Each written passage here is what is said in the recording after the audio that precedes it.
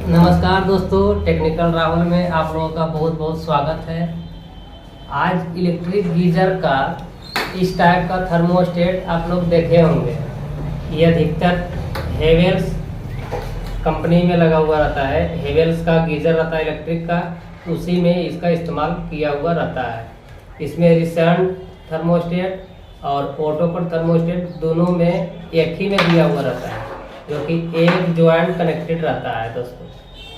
तो इसके बारे में चलिए जानकारी लेते हैं, कैसे इनपुट लाइन देना है, कैसे आउटपुट छोड़ता है। तो चलिए इसको देखते हैं। तो चलिए पहले इसका कनेक्शन देखते हैं कि किस टाइप से कनेक्शन दीजिएगा, लाइन न्यूट्रल कैसे दिया जाता है। सबसे पहले दोस्तों ई थर्मोस्टेट और ई थर्मोस्टेट दोनों दो थर्मोस्टेट है। ये रिसेंट थर्मोस्टेट है, ये ऑटोकट थर्मोस्टेट है। तो सबसे पहले इसमें हम शुरू कर देते हैं, ज़्यादा देर नहीं करते हुए। देखिए इस साइड में इस टाइप के रहता है थर्मोस्टेट, इस साइड में इस टाइप का पॉइंट दिया हुआ रहता है, इधर का अलग पॉइंट रहता है। तो चलिए सबसे पहले दोस्तों एक में लाइन जाता है, एक में न्यूट्रल जाता है। ध्यान से समझिएगा, एक न्यूट्रल रहता है, एक लाइन रहता है, जो कि इनपुट डायरेक्ट प्लग का जो रहता है थिम्बल, एक न्यूट्रल जाता है। न्यूट्रल इस साइड जो दोनों साइड सेम रहेगा, इसमें न्यूट्रल जाएगा और इसमें फेस जाएगा। और फेस इसलिए जाएगा समझ दोस्तों कि इसमें आगे जब समझिएगा तब समझ में आ जाएगा, इसलिए किस लिए इसमें फेस जाएगा जो। तो चलिए न्यूट्रल इसमें हम दे दिए, अब इसमें फेस दे दिए। तो मेरा न्यूट्रल यहाँ चलाया, तो यहाँ से जैक उठा के डायरेक्ट कॉइल में चल जाएगा, जो एलिमेंट होगा मेरा एलिमेंट में ही चल गया। न्यूट्रल तो न्यूट्रल डायरेक्ट चल गया, इसमें कोई शक संदेह वाला बात नहीं है, एकदम इत्मीनान रहिएगा। अब जाते हैं फेस के बारे में, लाइन के बारे में।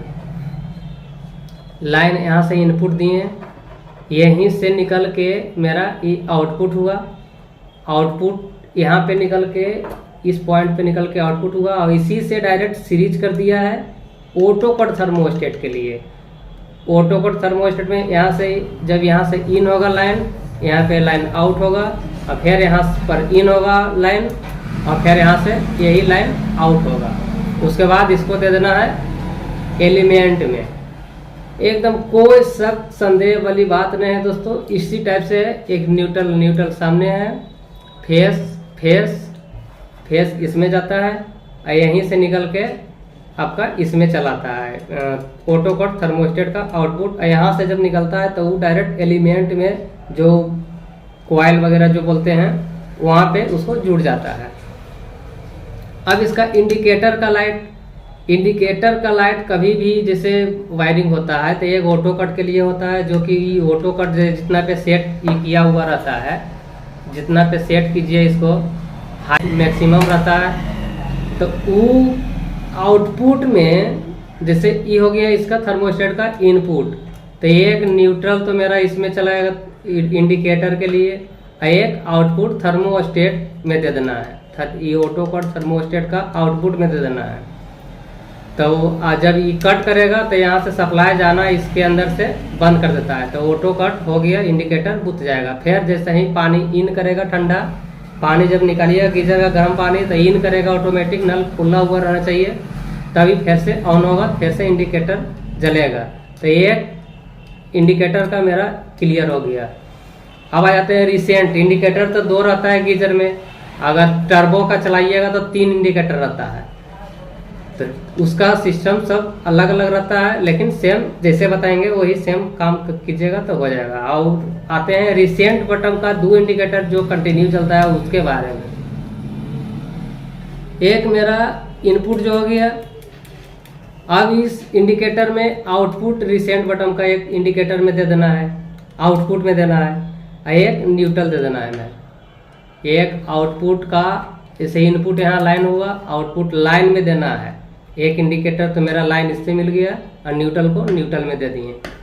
तो जब ई थर्मोस्टेट खराब होगा तो इसके बाद ई जब पुश बटन, जैसे यहाँ पे पुश बटन दिया हुआ है रिसेंट का, देखिए ई पुश है, पुश बटन है। देखिए यही जब रिसेंट का जब ये कट कर जाएगा तो यहाँ पे सप्लाई जाना बंद कर देगा। यहाँ पे जब सप्लाई जाना तब बंद कर देगा, जब ये खराब रहेगा तब इस पॉइंट को कट करता है दोस्तों। तो जब यहाँ सप्लाई बंद कर देना शुरू कर देगा तो ई इंडिकेटर भी आपका बूतेगा और ई इंडिकेटर भी, दोनों इंडिकेटर मेरा बूत गया। और तीसरा इंडिकेटर जो रहता है डायरेक्ट लाइन और न्यूट्रल में दे देना है। जैसे ये लाइन न्यूट्रल में डायरेक्ट पैरेलल में जोड़ देना है। उसके बाद तीसरा इंडिकेटर वाला का डायग्राम इस टाइप से रहता है। तो एक तो हो गया ऑटो कट इंडिकेटर जो कि आउटपुट दे देना है, एक हो गया रिसेंट इंडिकेटर जो कि यहाँ पे आउटपुट में देना है थर्मोस्टेट का और इसमें दे देना है न्यूट्रल में। तो ये जब कट करेगा, ये कट करेगा तो दोनों काम हो गया। और एक तीसरा रहता है डायरेक्ट कंटिन्यू चलते रहता है। जब गीजर खराब भी हो गया तब भी वो इंडिकेटर जलते रह जाएगा। तो आइए इसको चेकिंग करते हैं। चेक कैसे करते हैं इसको? चेक करने के लिए भी आना चाहिए दोस्तों। चेक करने के लिए नहीं आएगा तो आप इसको समझ नहीं पाइएगा, लगा नहीं पाइएगा। देखिए ये मेरा हो गया कंटिन्यूटी रेंज में हम रखें मीटर को, जो कि इसको आपस में सटाएंगे तो यहाँ पे बजर बज रहा है। इसको बजर रेंज भी बोलते हैं, डायोड मोड भी बोलते हैं। कंटिन्यूटी मतलब कंटिन्यू जो काम कीजिएगा, जिसको चेक कीजिएगा वो कंटिन्यू मतलब ठीक रहना चाहिए, तभी बताएगा ये प्राउड। तो चलिए सबसे पहले चेक करते हैं। यहाँ पे न्यूट्रल है और न्यूट्रल है। देखिए न्यूट्रल में जब आपको तो लग रहा हो कि यहाँ पे मेरा आना चाहिए था बजर, आप गलत हैं दोस्तों, यहाँ पे नहीं आएगा। कि न्यूट्रल का न्यूट्रल में। अब फेस का फेस हम देख लेते हैं। फेस का फेस में दिए तब भी नहीं आया, तो इसका मतलब ये हुआ ना दोस्तों। देखिए अब देखिए, अच्छा चलिए ऑटो कट के बारे में बताते हैं। ऑटो कट बताएगा मेरा। देखिए एक पॉइंट यहाँ है, एक यहाँ। ऑटो कट में तो बज रहा है, लेकिन ऑटो कट में जब ये मेरा बन रहा है कम्युनिकेशन, इसलिए बन रहा है कि जब यहाँ पे कट करता है तो प्लंजर को छोड़ देता है, तो यहाँ पर भी बंद हो जाएगा। लेकिन मेरा यहाँ पे बन रहा है, इस न्यूट्रल में नहीं बन रहा है। अब बनेगा, देखिए कैसे बनता है। एक पॉइंट यहाँ पे दिए, एक पॉइंट यहाँ पे। पीछे ध्यान से देखिएगा, एक यहाँ पे हम दे दिए न्यूट्रल में चल गया मेरा। अभी न्यूट्रल में। अब देखिए पुश बटन को जब हम दाबेंगे तब मेरा कम्युनिकेशन बनेगा। सही से प्राउड नहीं लग रहा है दोस्तों, थोड़ा सा माफ़ी चाहेंगे लेट के लिए। तो सही से लगा लीजिएगा तभी से हो पाएगा।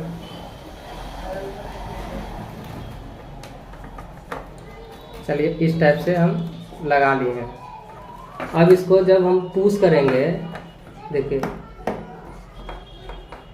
पुश ये थोड़ा सा बन ले रहा है। देखिए एक प्रोड यहाँ पे लगाएं और एक ब्रेड जस्ट उसी का सामने लगाएं। तो जब ई रिसेंट बटन को हम जब दाबेंगे, देखिए फिर छोड़ दिए, चल गया, फिर छोड़ आ गया मेरा कंटिन्यूटी, छोड़ दिए चल गया। तो इस टाइप से न्यूट्रल वाला के हम चेक किए हैं। और उसी प्रकार से हम फेस वाला को चेक करते हैं, जो कि ये मेरा फेस है। ये एक पॉइंट यहाँ पे रख देना है ब्रॉड और एक पॉइंट यहाँ पे नहीं बन रहा है। और उसी प्रकार से हम जब चेक करेंगे, जैसे इसको हम चेक किए और रिसेंट बटन को हम दबाएं तब मेरा बना। देखिए मेरा ये इसमें कंटिन्यूटी आएगा।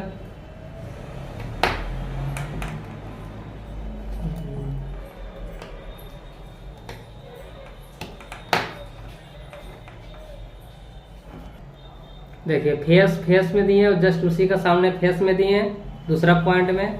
तो उस बटन का जब हम दाबेंगे तो देखिए मेरा बज रहा है, मेरा कंटिन्यूटी बन रहा है। तो इसका मतलब ये होगा दोस्तों कि जब इसके अंदर पत्ती रहता है, जब पत्ती को जब इसको ठेलते हैं, जब ई रिसेंट बटन को जब हम इसको पुश करते हैं, ई रिसेट बटन को, तो ई पत्ती जाके इसमें टच होता है तो आपस में दोनों टकरा जाता है, मतलब आपस में इसका तालमेल बन जाता है, तब यहाँ से सप्लाई छोड़ देता है। तो इसको चलिए हम इसको खोल के भी देखते हैं किस टाइप से इसका बना हुआ रहता है।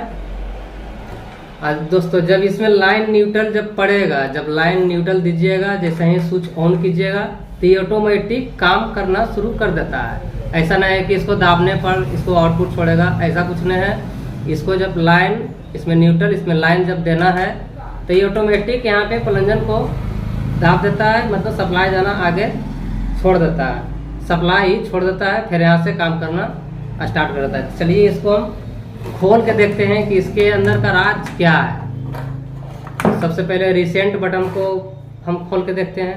रिसेंट वाला पॉइंट को यहाँ पे 2 स्क्रू दिया हुआ रहता है।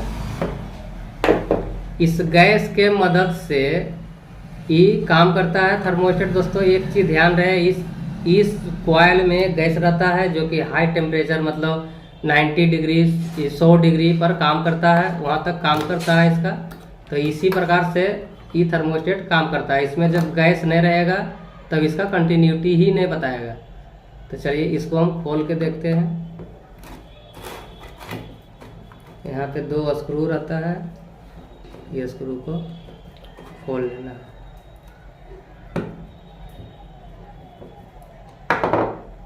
यहाँ पे एक स्क्रू खुला, दूसरा स्क्रू खोलते हैं। इस टाइप से सिस्टमेटिक काम कीजिएगा। और कभी भी थर्मोस्टेट लगाए दोस्तों तो इसको ऑटो कट करके ज़रूर देखिएगा। ऐसा नहीं कि कभी कभी नया में भी जब थर्मोस्टेट चेंज होता है तो ऑटो कट नहीं कर पाता है, इसकी वजह से फिर दोबारा आपका चालू नहीं होगा, फिर से आपको परेशानी पड़ेगा। चलिए देखिए इसको हम खोल दिए हैं। इस टाइप से इस बनावट इसका रहता है। देखिए यहाँ पे पत्ती है जो कि पूरा पैक है, इसलिए पैक है कि इस गैस को निकलना भी तो नहीं है इसमें, इसीलिए यहाँ पे पैक किया हुआ रहता है। देखिए जब हम इसको हम दाबेंगे, देखिए मतलब एक तरह से सोचिए कि क्लिप, जानते हैं ना, क्लिप को टेढ़ा मेढ़ा कीजिएगा तो फूट फूट के आवाज़ आएगा। तो उसी प्रकार से इसको जब दाबेंगे, देखिए दाबेंगे तब इसमें मेरा कंटिन्यूटी बनता है। जैसे कि ई लगा हुआ है, ये चीज़ लगा हुआ है। अब इसको जब हम इसको दाबते हैं, देखिए यहाँ पे देखिए इसके अंदर स्प्रिंग है, इसके अंदर स्प्रिंग रहता है जो कि इसमें छोड़ता है।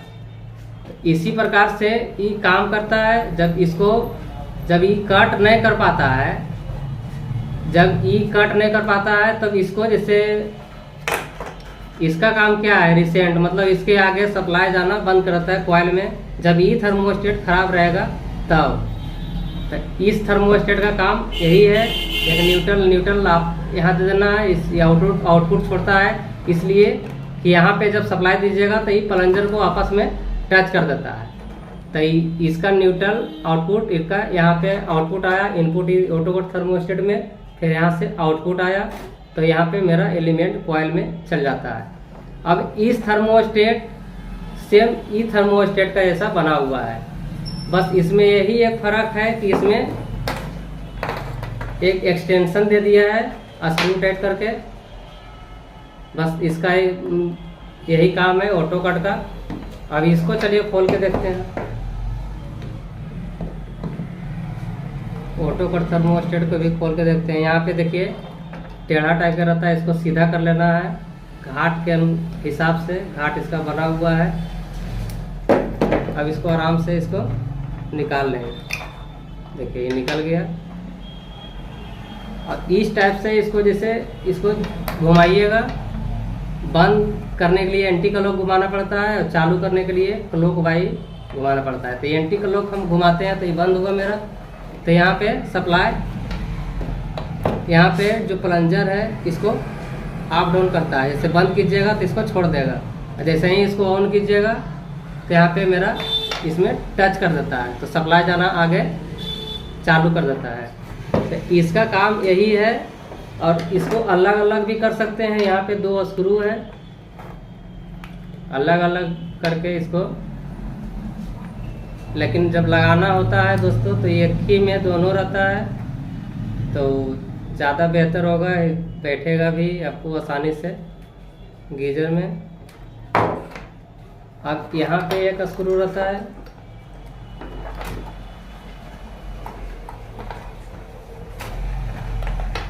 खुल गया। ये मेरा अलग हो गया थर्मोस्टेट। यहाँ पे मेरा ऑटो कट अलग हो गया, जैसे ई थर्मोस्टेट है।